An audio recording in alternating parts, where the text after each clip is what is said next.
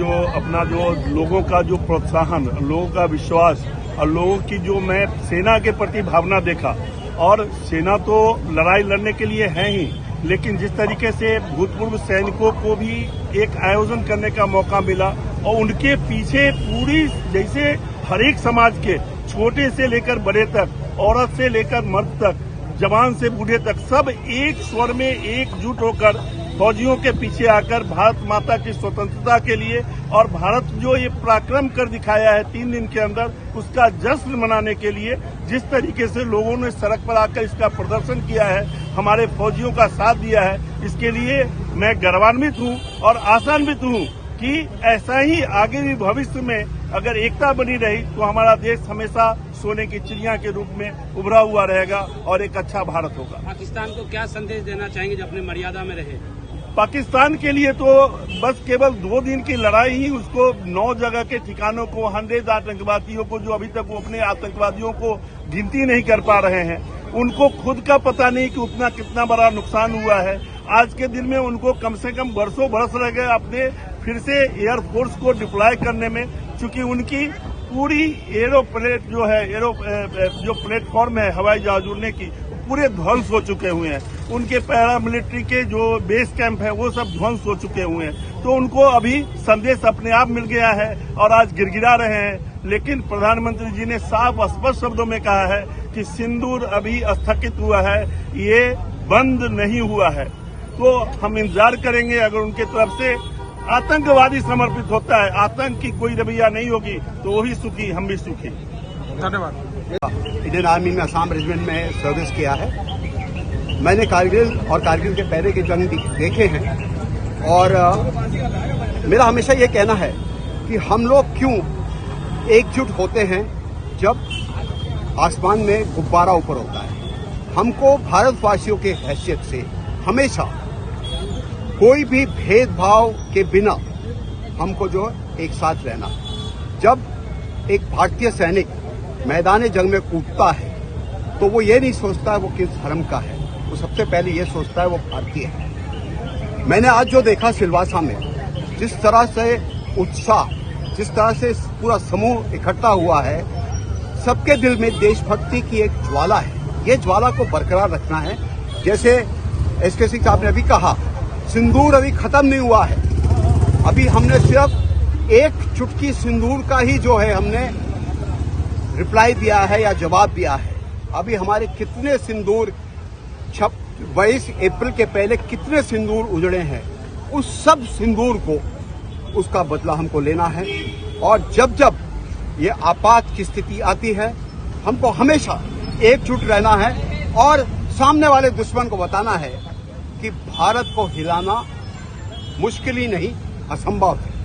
आज हमने पूरे संसार को, पूरे विश्व को यह बता दिया है कि भारत किसी के सामने झुकेगा नहीं, चाहे वो यूएस हो, चाहे टर्की हो, चाहे अजरबैजान हो, पाकिस्तान हो, चीन हो। हमने सबको दिखा दिया है कि हम में वो क्षमता है, हम में वो कर्तव्य परायणता की भावना है जिससे हम किसी का भी सामना कर सकते हैं। हम हर बार घुस के मारेंगे और दुश्मन के छक्के छुड़ाएंगे, उनको ये बताएंगे कि हम वो हैं जो कुछ भी कर सकते हैं, क्योंकि हम क्या हैं, हम हिंदुस्तानी हैं। तो मेरे साथ सब बोलेंगे, भारत माता की जय, भारत माता की जय, भारत माता की जय। भारतवर्ष, जब हम सैंक्शंस की बात करते हैं, हम तुर्की और अजरबैजान को बैन कर सकते हैं, लेकिन जो सच्ची लगन वो होगी जब अब हिंदुस्तानी जो आम नागरिक हैं, जो तुर्की और अजरबैजान घूमने के लिए निकलते हैं, हम बोलते हैं हम बाकू जाएंगे, हम अजरबैजान में जाएंगे, बाकू में जाएंगे या इस्तांबुल जाएंगे, वो सब अगर हम बंद करते हैं, तुर्की में जो हमारे टूरिज्म के जरिए, हमारे ट्रेड के जरिए हम लोग जो इन्वेस्ट कर रहे हैं, उसको जिस दिन बंद करेंगे, इकोनॉमिक सैंक्शन करेंगे, तो उनको इस बात का एहसास होगा कि भारत अपने में समर्थ है, हमें आपकी कोई जरूरत नहीं है।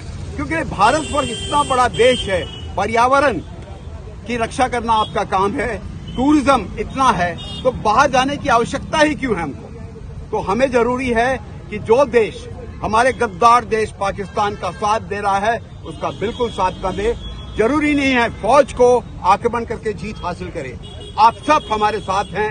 अगर आप हमारे साथ रहते हैं तो हम अलग तरीके से अलग गतिविधियां करके उनको बेहाल कर सकते हैं। आर्थिक रूप से कमजोर करें। सबसे इम्पोर्टेंट चीज है इकोनॉमिकली उनको हमको सप्रेस करना है। पाकिस्तान एक ऐसा देश है जहां पे कुछ भी नहीं है, सब कुछ वो कटोरा मांग के घूमता है, सबसे मांगता है। पाकिस्तान को अगर हम पूरी तरह से दबा दें तो हिंदुस्तान को कोई भी शक्ति, जैसे हमारे आदरणीय प्रधानमंत्री श्री नरेंद्र मोदी ने कहा है, समय दूर नहीं है, हम विश्व का नंबर 3 राज्य, हाईएस्ट इकोनॉमी वाला राज्य हम बनेंगे। वो समय दूर नहीं है। अभी हम 4थे नंबर पे हैं, 3रे नंबर पे हम बहुत जल्द पहुंचेंगे। ये हमने सारे देश को, सारे विश्व को बता दिया है। बहुत बहुत धन्यवाद। Thank you. मैं ही कहूंगा, जब एक जवान आप में से जब भी भर्ती होता है तो एक 17-18 साल का होता है, लेकिन जब वो आर्मी की ट्रेनिंग निकल के आता है ना तो उसके शरीर में एक अलग टाइप की खनक होती है, आप लोग देखते हैं।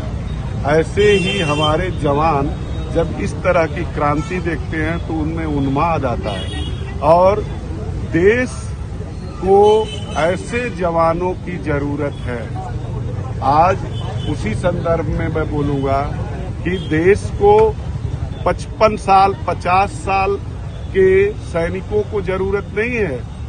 आज जो भर्तियां हो रही हैं जिस तरह से, आज उन्हीं जवानों की, जिसे बोलते हैं कौन सा, अग्निवीर है जो लड़ेगा, जो देश के लिए मरेगा, जो देश के लिए कुछ करेगा।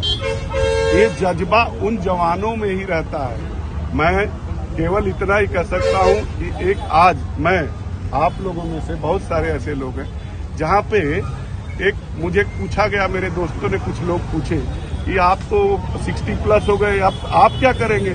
तो मेरे 4-5 दोस्त ऐसे बोले, कोई बात नहीं यार, हमको RDX बांध दो, छोड़ दे वहां पे, कम से कम 25 जने को तो मारेंगे। इस तरह से जज्बा तभी आता है जब आप आर्म फोर्स की अग्निवीर जैसी सेवा लेते हैं। और दूसरा एक चीज और मैं बोलूंगा कि जैसा आप, हमारा देश, जो हमारे प्रधानमंत्री ने क्या किया कि गोली बारूद तलवार से आज लड़ाई नहीं लड़ी जाती। आज लड़ाई लड़ी जाती है किसी को आर्थिक रूप से इतना मजबूर कर दो, आर्थिक रूप से इतना कमजोर कर दो कि वो सांस ही न ले पाए। ये जरूरत है। तो वो ऑलरेडी हो चुका और गिन गिन के बदला, वो तो जैसे आज के समय में ऐसे ही होता है कि गिन गिन के बदला लेते रहेंगे और तभी हमारे हर देश के नागरिक को सुकून मिलेगा। धन्यवाद।